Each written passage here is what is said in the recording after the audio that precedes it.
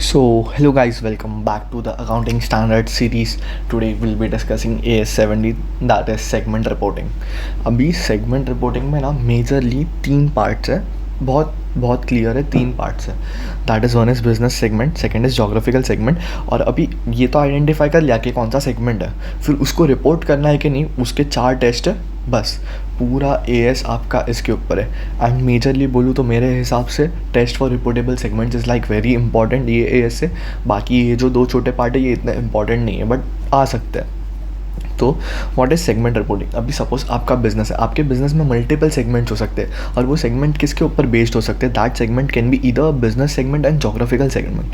What is a business segment. Business segment में ना बहुत सारे टाइप्स हो सकते हैं. सपोज अभी टाटा का है तो टाटा स्टील हो गया, टाटा पावर हो गया, फिर TCS हो गया, ऐसे. और जोग्राफिकल सेगमेंट कैसे हो सकता है. सपोज टाटा का some part is in north, Tata के कोई बिज़नेस है साउथ में, कोई बिज़नेस ईस्ट में, कोई बिज़नेस वेस्ट में, ये हो गया. या फिर टाटा का बिज़नेस इन अहमदाबाद ब्रांच डिफरेंट देन, या फिर मुंबई का अलग से, सब मेट्रोपॉलिटन सिटीज़ का अलग से, वैसे. तो ये जोग्राफिकल हो गया. तो हम लोग का ना क्या होता है, the investors, the reader of the financial statements are keen to know that कौन सा सेगमेंट ज़्यादा प्रॉफिटेबल है, कौन सा सेगमेंट कम प्रॉफिटेबल है, so as to make that decisions. तो सेगमेंट रिपोर्टिंग है ना, एग्ज़ाम पर्सपेक्टिव से मत देखो. अगर आपको ना अच्छा डीप नॉलेज चाहिए तो understand it from the readers perspective. Segment reporting important क्यों है. अगर आप रीडर हो तो आपको पता चलना चाहिए ना कि आप जो कंपनी में इन्वेस्ट कर रहे हो वो कंपनी का पर्टिकुलर सेगमेंट्स है, तो वो पर्टिकुलर सेगमेंट्स में से कौन से सेगमेंट ज़्यादा बेनिफिशियल है, कौन से सेगमेंट ज़्यादा अच्छे हैं, कौन से सेगमेंट इतने खास नहीं है, कहाँ पे ज़्यादा पैसा इन्वेस्ट होना चाहिए, कौन से जोग्राफिकल. अभी जोग्राफिकल सेगमेंट का स्टडी क्यों करते हैं, so that the investors should know कि हम लोग कौन से जोग्राफिकल सेगमेंट में हम लोग को और इन्वेस्ट करना चाहिए. कि अभी समझो नॉर्थ में बिजनेस बूम हो रहा है, नॉर्थ ऑफ इंडिया में बिजनेस बूम हो रहा है, तो एक पर्टिकुलर कंपनी को जो इन्वेस्टर से पैसा मिल रहा है वो नॉर्थ साइड ज़्यादा लगाना चाहिए, वैसे टाइप्स. तो हम लोग है ना, सबसे पहले सेगमेंट रिपोर्टिंग का हम लोग ने मतलब तो समझ लिया. सेगमेंट रिपोर्टिंग क्या होता है. सपोज बिजनेस है, बिजनेस के 5 सेगमेंट है, ABCDE. तो अभी रीडर्स पर्सपेक्टिव से कौन सा सेगमेंट ज़्यादा इंपॉर्टेंट है उसको हम लोग को रिपोर्ट करना है. ठीक है. तो हम लोग है ना ये बिजनेस सेगमेंट और जोग्राफिकल सेगमेंट के फैक्टर्स बाद में रीड करेंगे, ये सच इंपॉर्टेंट नहीं है. सबसे इंपॉर्टेंट चीज़ पहले करते हैं. क्यों, अभी माइंड फ्रेश है तो सबसे पहले इंपॉर्टेंट चीज़ चले जाएगा. Test for reportable segment. Test for reportable segment basically ये टेस्ट है ना 4 टेस्ट में डिवाइड कर दिया हम लोग ने ये चीज़ को 4 टेस्ट में डिवाइड कर दिया. एक है रेवेन्यू टेस्ट, एक है रिजल्ट टेस्ट, एक है एसेट टेस्ट और एक है 75% टेस्ट. ठीक है. तो अभी है ना सबसे पहले रेवेन्यू टेस्ट पे जाते हैं. तो हम लोग ने क्या किया था, हम लोग ने 5 सेगमेंट लिए थे. एंटिटी का नाम लिया X, सेगमेंट है ABCD और E. अभी सबका रेवेन्यू सपोज 10, 20, 30, 40, 50 है. तो ये टोटल हो गया 150. टोटल रेवेन्यू कितना हुआ, टोटल रेवेन्यू का मैं TR लेकर आऊँ, टोटल रेवेन्यू हुआ 150. तो अभी रेवेन्यू टेस्ट क्या बोलता है पता है, जो पर्टिकुलर सेगमेंट का रेवेन्यू है वो अगर 10% से ज़्यादा है या फिर इक्वल है टोटल रेवेन्यू का, 10% से ज़्यादा है या फिर इक्वल है टोटल रेवेन्यू से, तो हम लोग उसको रिपोर्ट करेंगे. तो अभी है ना टोटल रेवेन्यू का 10% इज़ 15. तो अभी जो भी सेगमेंट का रेवेन्यू 15 से ज़्यादा है, जो भी सेगमेंट्स का रेवेन्यू 15 से ज़्यादा हम लोग उसको रिपोर्ट करेंगे. तो हमारे केस में B है, C है, D है और E है. ठीक है, सिंपल ना.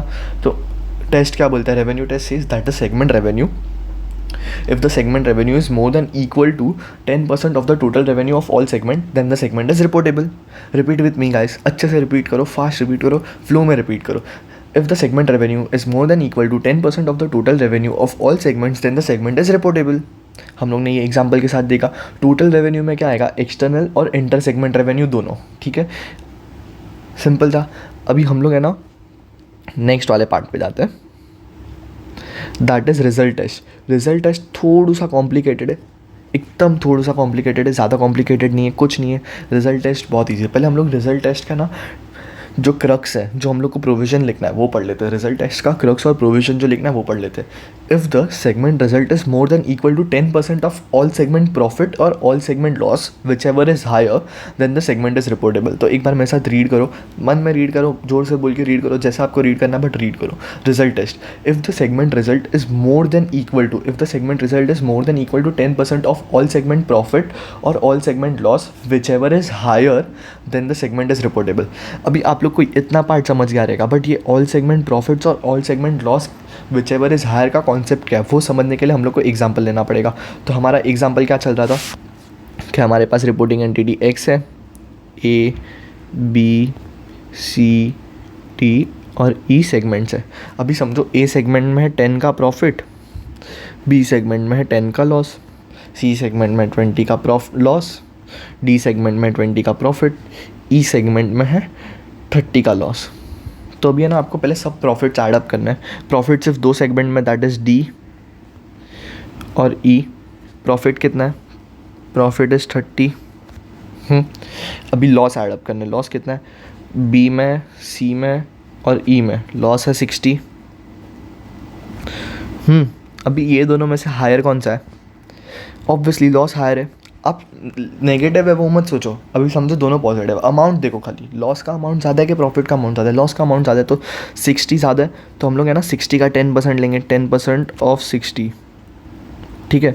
10% ऑफ 60 कितना आया? 6 आया। अभी जो भी चीज़ का 6 से ज़्यादा प्रॉफिट या फिर लॉस, 6 से ज़्यादा प्रॉफिट या फिर लॉस रहेगा वो रिपोर्टेबल सेगमेंट हो गया। तो अभी ए का 6 से ज़्यादा है, बी का 6 से ज़्यादा है, सी का 6 से ज़्यादा है, डी का 6 से ज़्यादा है, ई का, तो सब सेगमेंट रिपोर्टेबल हो गए। समझे? हम लोग दूसरा एग्जांपल लेते हैं यही केस के लिए।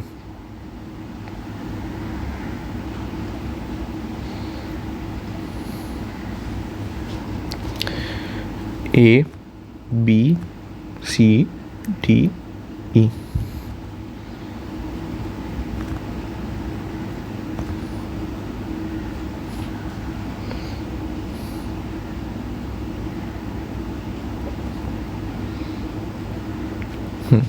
अभी मैं आपको पहले टाइम दे रहा हूँ, आप वीडियो पॉज करो और आप ये रिजल्ट टेस्ट के हिसाब से सॉल्व करो। आप वीडियो पॉज करो, रिजल्ट टेस्ट के हिसाब से सॉल्व करो और कमेंट सेक्शन में आंसर बताना। फिर भी आप पहले वीडियो पॉज कर लो, मैं आपको 2 मिनट का टाइम देता हूँ, आप लोग करो और फिर मैं साथ में करूँगा, ठीक है? चलो लेट्स स्टार्ट। सबसे पहले लॉस लिख लेते हैं। लॉस कितना है? 50 + 5 दैट इज़ 55। प्रॉफिट कितना है? 25 + 15 दैट इज़ 40। 40 + 30 70। प्रॉफिट है 70। ज़्यादा कौन सा है? प्रॉफिट है, तो इसका 10% लेंगे, 7 हो गया। 7 है, अभी 7 से ज़्यादा जो भी होएगा, प्रॉफिट हो या लॉस हो, रिपोर्टेबल है। ए का क्या है? 25 which is more than 7, this is reportable. B का क्या है? 30 which is more than 7, this is also reportable. C का क्या है? More than 7, 15 which is reportable. E का क्या है? 57 से ज़्यादा है। आप नेगेटिव मत देखो कि लॉस है, बस आप अमाउंट को देखो, ठीक है? साइंस भूल जाओ, ठीक है? फिर उसके बाद अभी ई का 5 है, बट हम लोग को रिपोर्टेबल के लिए कितना चाहिए? 7, तो ई रिपोर्टेबल नहीं है, ठीक है? ये हम लोग का था रिजल्ट टेस्ट। अभी हम लोग आ जाते हैं एसिड टेस्ट पे। एसिड टेस्ट भी कुछ नहीं है, सिंपल एकदम, मतलब सबसे गाय जैसा है ये। If the segment asset are more than 10% of the total assets of all segment, then the segment is reportable. But अभी ये एसिड टेस्ट में ध्यान रखना, अगर आपको है ना हर सेगमेंट के एसेट्स दिया और पर्टिकुलरली बोला है कि income tax asset included is ₹220, ₹30, ₹40, तो इनकम टैक्स जो एसेट है ना वो इंक्लूड नहीं करना रहता एसेट में। इनकम टैक्स एसेट जो डिफर्ड टैक्स एसेट है वो हम लोग एसेट में इंक्लूड नहीं करते, तो वो हम लोग को डिडक्ट करना पड़ेगा ये टेस्ट के लिए, ठीक है? फिर आता है सबसे इंपॉर्टेंट 75% टेस्ट। 75% टेस्ट हमें ना इसमें कैसा है पता है? ये भी बहुत इंटरेस्टिंग है। मैं आपको है ना ये एग्जांपल के साथ समझाता हूँ, बट इसमें हम लोग थोड़ा छोटा एग्जांपल लेंगे। अभी सपोज ए बी सी, मैं इधर लिख रहा हूँ एक्स और ये लिख रहा हूँ इन, मतलब ये है एक्सटर्नल रेवेन्यू, ये है inter segment revenue. Inter segment revenue है 10 10 10 और फिर अपना एक्सटर्नल रेवेन्यू है 10 20 30। तो अभी टोटल रेवेन्यू कितना हुआ? टोटल रेवेन्यू इधर लिखते 20 30 40, दैट इज टोटल इज 90, मतलब ओवरऑल पूरे सेगमेंट का 90 टोटल है। तो अभी 90 टोटल है। सपोज़ आपके 90 के हिसाब से आपने सब टेस्ट के हिसाब से ए और, सपोज मैंने टेस्ट कर नहीं रहा हूँ, बट सपोज ए और बी रिपोर्टेबल है। तो अभी एक्सटर्नल टेस्ट क्या बोलता पता है? जो आपके है ना रिपोर्टेबल सेगमेंट्स है, जैसे कि ये केस में ए और बी है, जो रिपोर्टेबल सेगमेंट्स है ना उसका जो एक्सटर्नल रेवेन्यू है ना 75% से ज़्यादा होना चाहिए, 75% से ज़्यादा या फिर इक्वल होना चाहिए टोटल रेवेन्यू के। तो हमारा टोटल रेवेन्यू है 90, इसका 75%, दैट इज़ 67.5। हाँ, अभी आपने क्या किया, टोटल रेवेन्यू का 75% लिया, ये 67.5। अभी जो आपके रिपोर्टेबल सेगमेंट्स है, आपके जो रिपोर्टेबल सेगमेंट्स है ना, उसका जो एक्सटर्नल रेवेन्यू है उसको ऐडअप करोगे, और वो 67.5 से ज़्यादा होना चाहिए, वो 67.5 से ज़्यादा होना चाहिए। एक सेकेंड, मैं थोड़ा इधर चेंजेस कर लेता हूँ क्योंकि बहुत वियर्ड नंबर्स हो जाएंगे।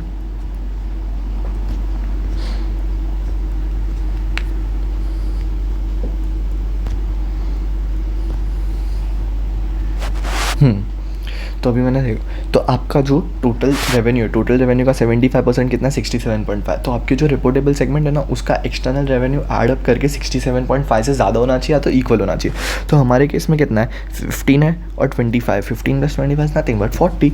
तो 40 है, क्या ये 40 67.5 से इक्वल है या फिर ज़्यादा है, नहीं है ना। तो हम लोग को और एक सेगमेंट को ऐड करना पड़ेगा, तो अभी हम लोग सी सेगमेंट को भी रिपोर्टेबल सेगमेंट बना देंगे, और हम लोगों ने सी सेगमेंट को ऐड किया, तो अभी कितना हुआ, +30 हो गया, 70 इज़ मोर देन 67.5। तो ये आपका एक्सटर्नल रेवेन्यू टेस्ट है। तो बेसिकली एक्सटर्नल रेवेन्यू टेस्ट क्या बोलता है, आपके जो रिपोर्टेबल सेगमेंट है ना, उसका एक्सटर्नल रेवेन्यू, आपके रिपोर्टेबल सेगमेंट का external revenue should be more than equal to 75% of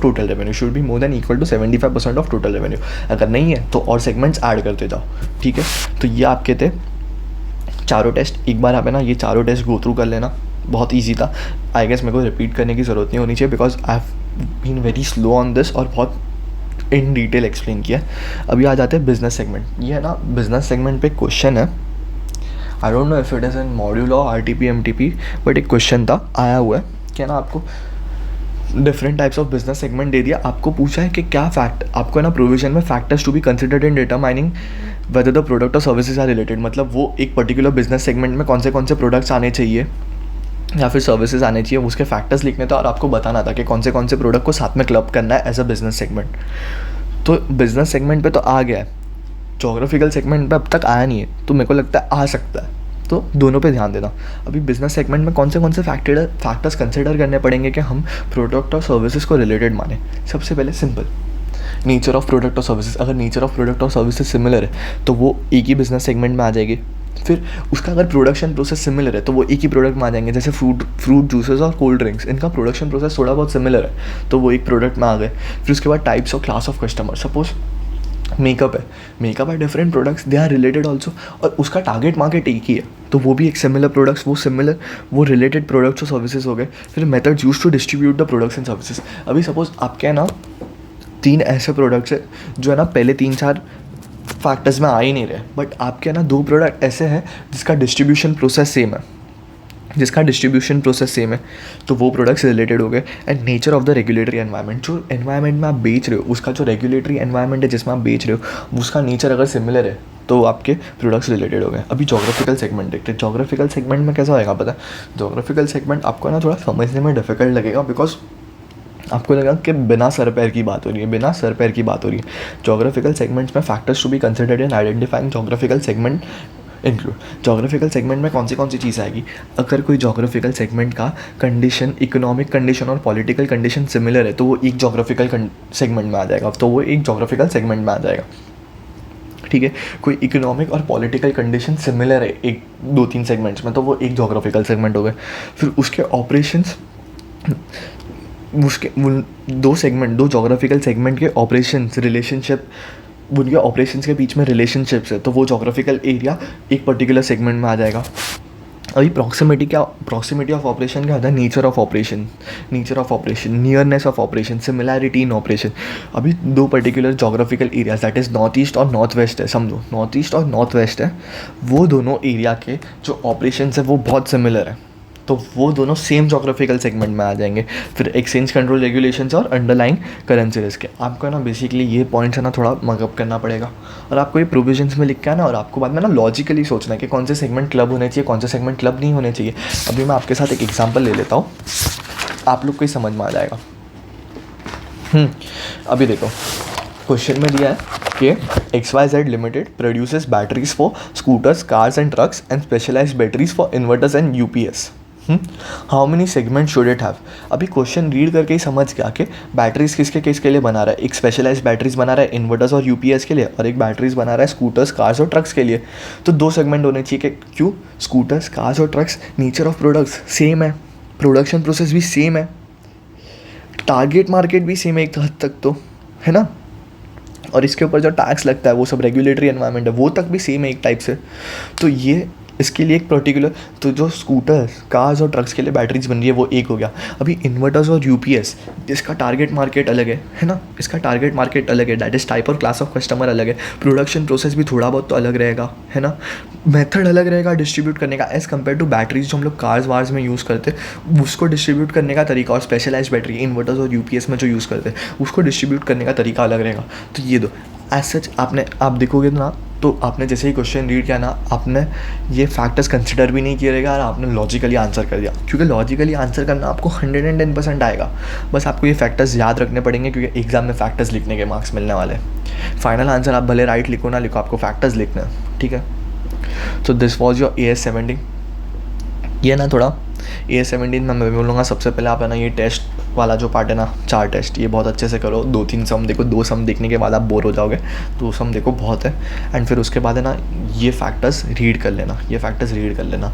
आपको नोट्स चाहिए, मैं नोट्स मेरे ना टेलीग्राम चैनल पे अपलोड कर दूँगा, आप वहाँ से नोट्स रेफ़र कर लेना।